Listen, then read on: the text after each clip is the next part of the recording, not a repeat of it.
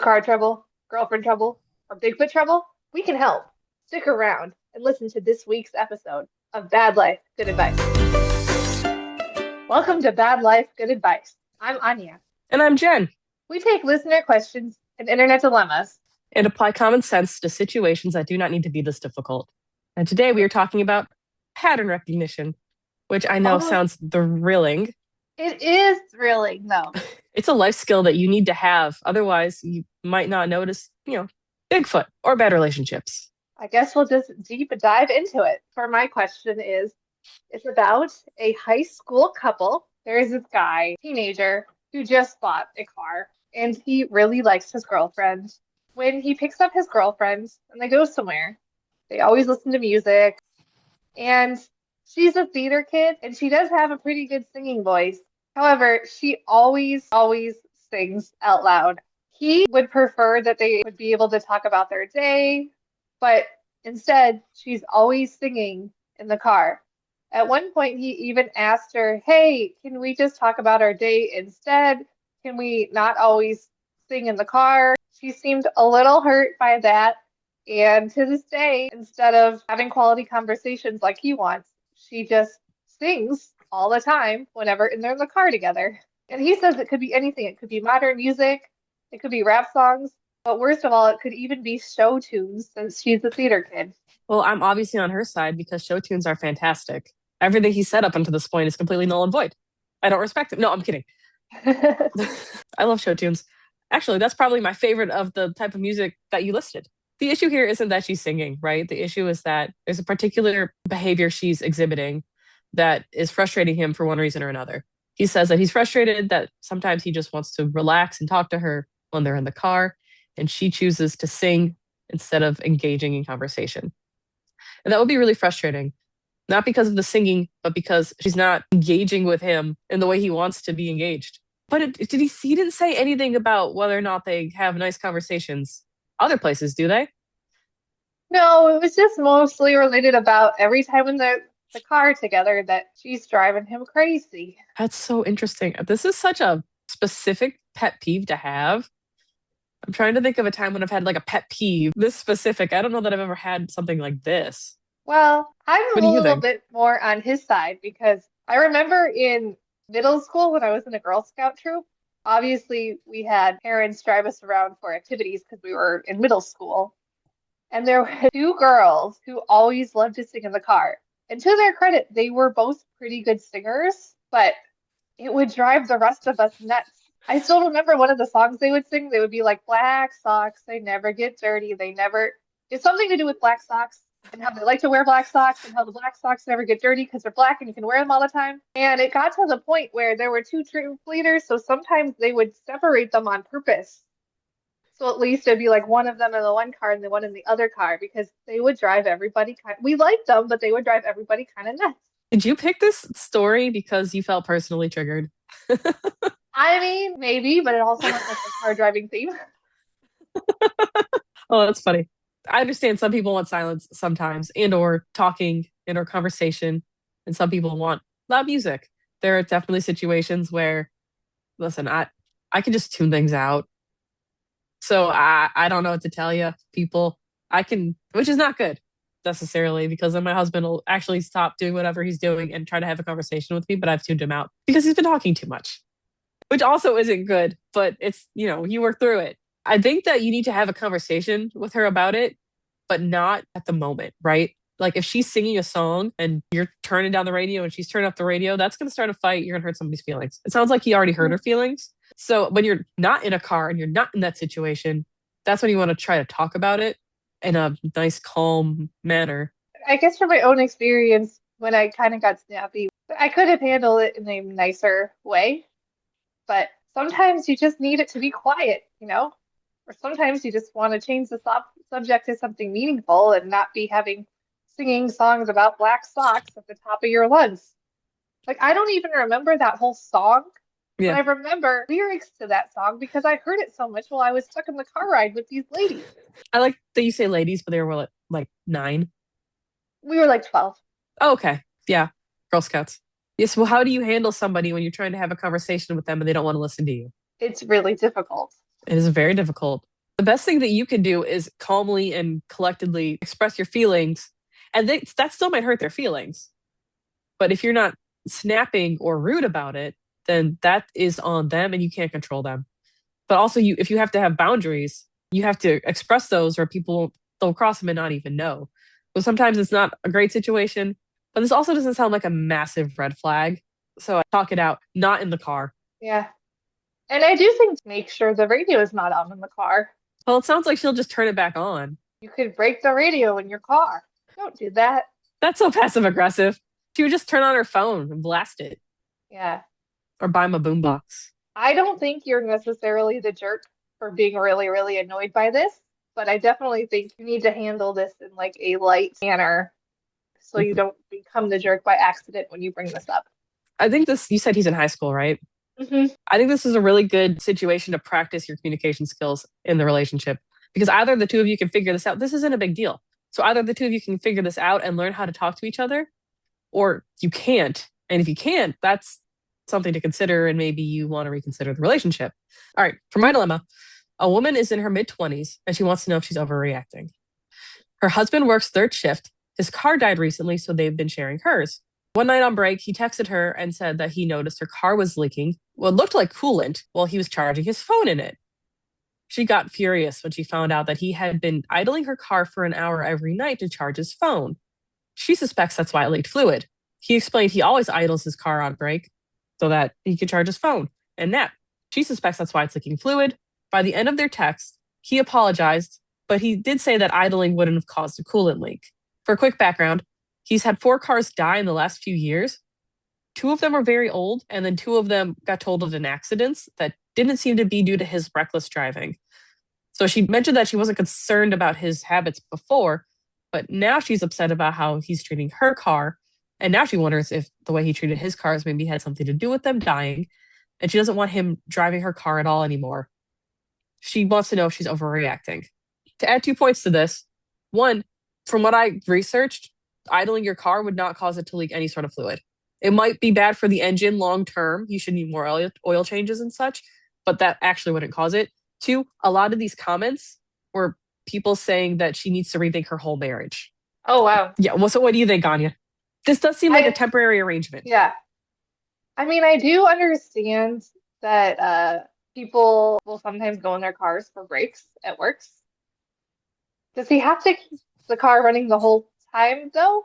Like, couldn't he have another charger, like a portable charger for his job, like to plug it in the wall or something like that, or a battery pack? So that's my first piece of advice is there's other alternatives to charge your phone.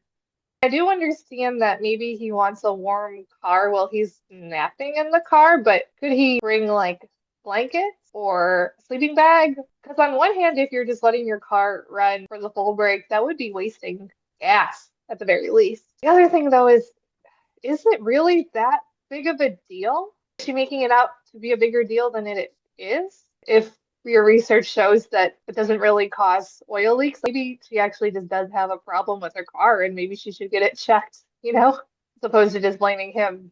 I do wonder what kind of cars he was driving if he went through that many cars in the past few years. Were they really old? Because if they were like old beater cars, that would be one thing, but if they're buying newer cars every time, then that just seems like really bad luck or something. That's odd to me. It sounds like 2 of them were very old and they just died. And the one died from an accident, but like it slid on black ice, which can happen to Okay. anybody. That can happen to anybody, though. You're right. Yeah. And the other one, I don't remember. And the other one I think was his fault, but he like rear-ended somebody. So it wasn't like Okay. this massive, And that he can was happen to anybody, too. right. He wasn't like drinking and driving or speeding Hmm. 30 miles over. It wouldn't bother me as much if somebody was idling my car as long as he was putting gas in the car, because it would be annoying if you got a full tank of gas and then your husband was using it a few days later and then he's like, oh, it's low again. I sort of think she's blowing it out of proportion.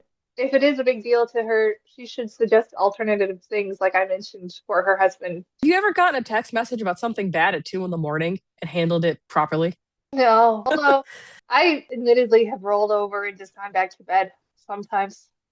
So I might not be the best person to text at 2 a.m. Like Nobody's if it good to was, text at 2 yeah, I mean, a.m. if it was like a family member and they were at a hospital, I'd probably react. But if it's like work related, drama related, I'm just like, I don't have time for this. I want to go back to bed.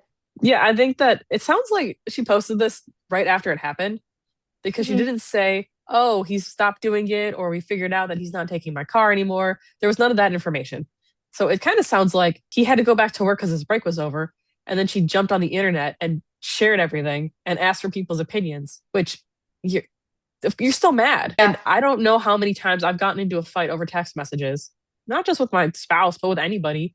And then you find out, oh, you meant that one thing sarcastically, but you can't read tone in text messages. So I think that because it was over text and it was in the middle of the night, it was blown out of proportion a little bit.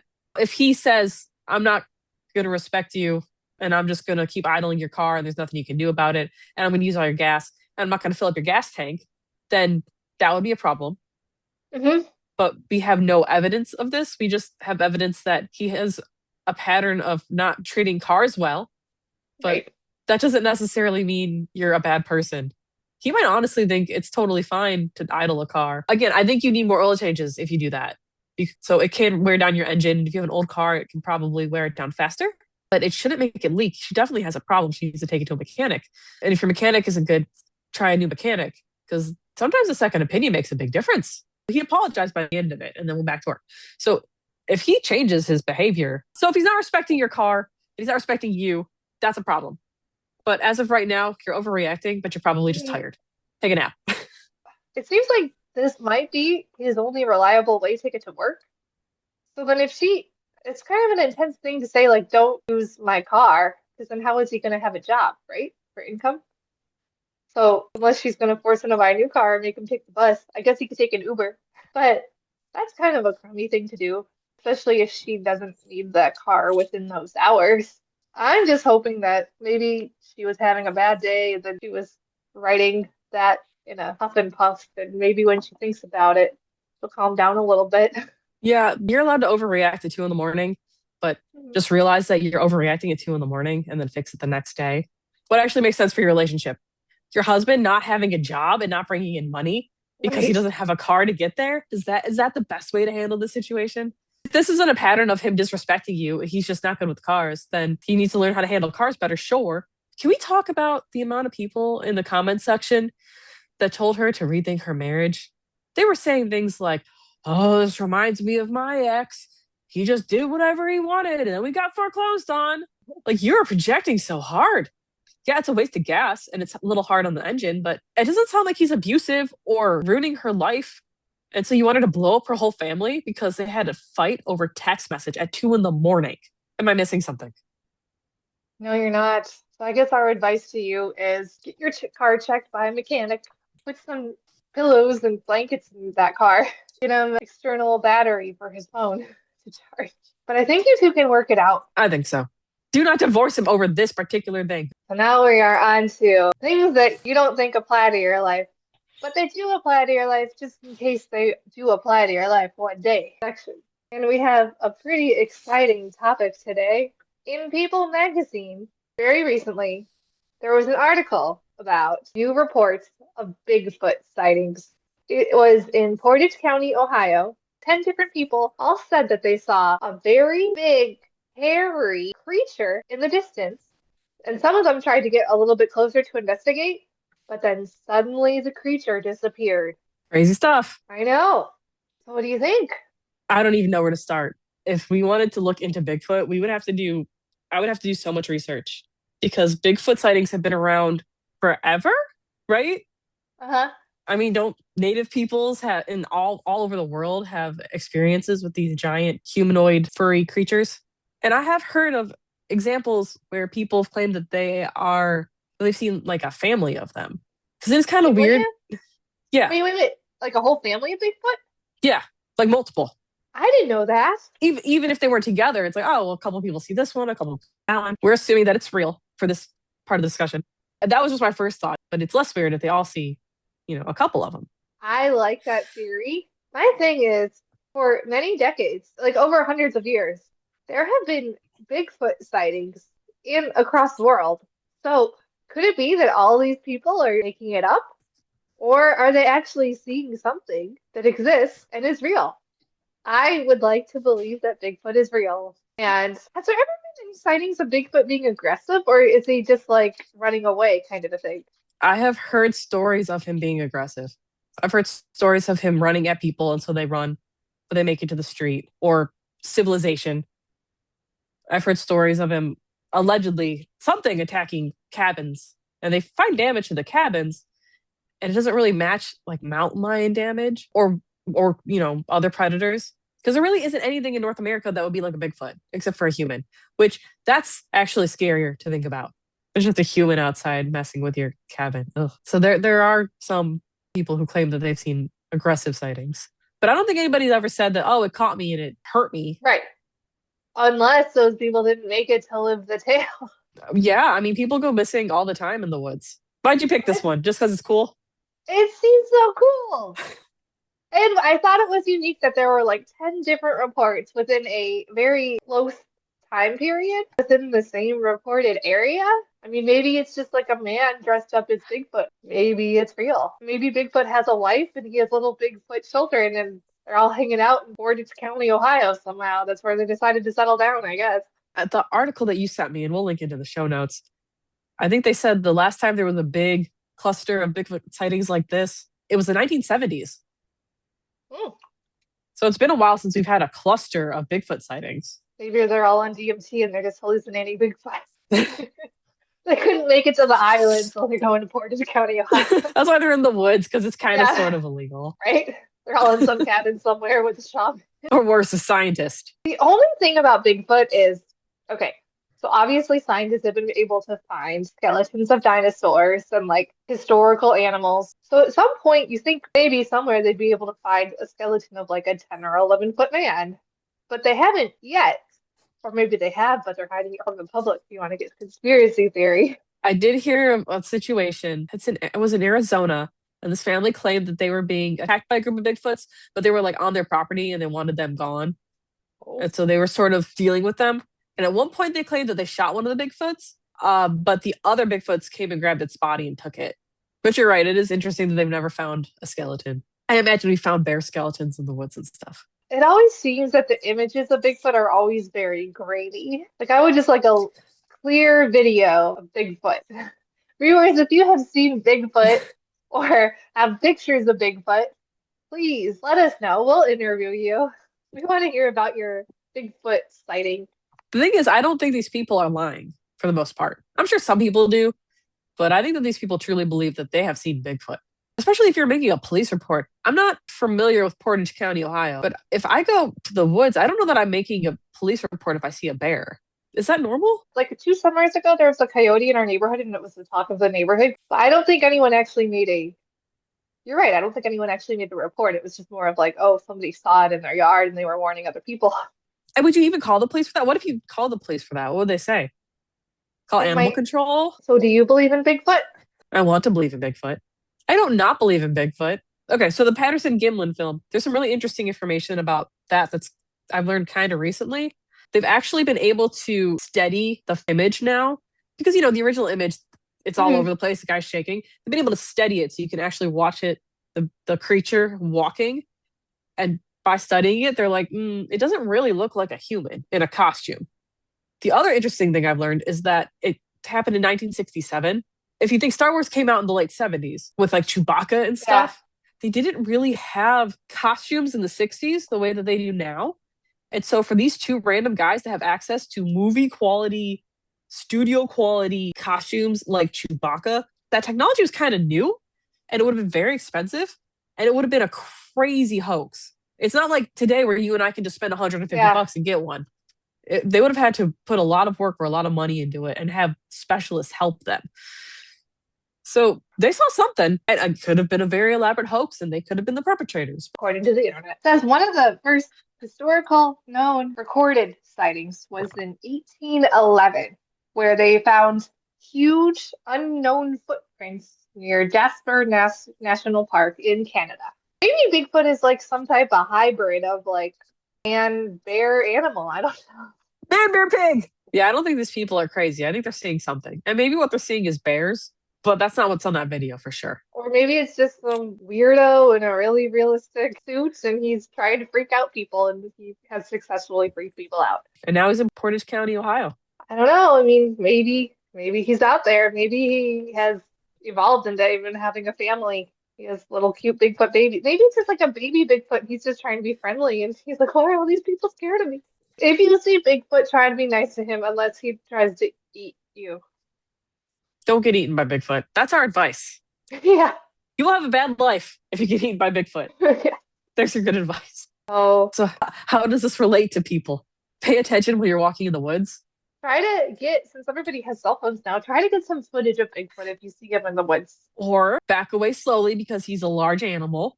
He's a man animal, maybe. Not necessarily. I wouldn't want to fight a gorilla or an orangutan. I wouldn't If I either. saw one, if I saw one in the wild, I'm not like, Yeah. oh, I'm going to take a picture. I am backing away slowly, hoping they don't notice me. Actually, that's really good advice. Because I think the consensus is it's probably some sort of primate. Large primates tend to get aggressive. I have wondered too if Bigfoot is like related to like a chip, like a in the within the family of like chimpanzees or gorillas or bigger creatures. It is cool though. They have all sorts of people who study Bigfoot and they find sounds and hairs and footprints and they don't match anything we have known. Yeah, if you do see Bigfoot, I guess you should make a reporting. Drop us a DM if you see Bigfoot, because we'll make a whole episode about you. I was looking at one and I'll link it in the show notes, but it had a map of America and you could click on your state and then you could click by county and it had dots for Bigfoot sightings. where all the Bigfoot sightings were, and it had different counties were like darker if they had more or lighter if they had less. Portage County had a lot. Maybe the original Bigfoot lived in Canada and California, and then maybe they migrated to different areas. So how does this Bigfoot character relate to our other bad drivers? I wonder what kind of car Bigfoot would drive. That's a great question. Convertible, so he could stick his head out. Yeah, let's say a big old truck so we can get through the woods. I think that our pattern for today is everybody's a bad driver, including Bigfoot. No, I'm kidding. That's a joke. I think it's good to pay attention to the patterns and not necessarily individual incidents, right? Because if one random person sees Bigfoot in the woods, maybe they did. Maybe they saw a bear. But you have 10 people in a short amount of time and they all claim to see Bigfoot. There's probably something going on. I think that's worth looking into and paying attention to. And I think the same thing with the two teenagers in the car. This is a pattern of her not listening to him. So they need to find a better way to communicate. And I think that they can get through it and they'll be stronger for it. And then with the woman whose husband was disrespecting her car, he has a pattern of being really bad with cars, it sounds like. But I have no evidence that he has a pattern of disrespecting her wishes. So if he listens to your wishes and you two get some sleep and then have a calm conversation, not a text conversation, I wouldn't be too concerned about a one-off argument. Oh, one more rant. It's very easy to take a pattern and apply it. So you can say, oh, my husband was horrible and I'm so glad I'm not with him anymore. And then you can look and see somebody complaining about their husband because they had a fight at 2 a.m. And you can take all the patterns that you've recognized in your life and throw them onto the situation, and it doesn't make any sense. If it turns out that the only time people see Bigfoot is when scientists are dosing them with DMT, does it make sense to say that, oh, clearly there's a Bigfoot around? Or because there's a sketchy scientist running around, just dosing people with DMT. Also, Bigfoot, if you're listening, leave a review. Or you can DM us at Instagram at Bad Life Good Advice. Yeah, talked about singing in the car, talked about guys sleeping in the car, talked about Bigfoot driving a car. I think that Bigfoot is misunderstood. I don't have good evidence for Bigfoot. I'm not convinced. Bigfoot is our 8th listener, okay? That's why we only have 7 listeners. Our lovely disclaimer. We are not doctors. We are not therapists. We're not lawyers. We're not financial advisors. We're not mechanics. We can't sing. We're not Bigfoot or Lady Bigfoot. We're not even Bigfoot hunters. We're not professionals. So if you need professional help, talk to a professional. That is not us. Till next time, have a good life. Have a good life.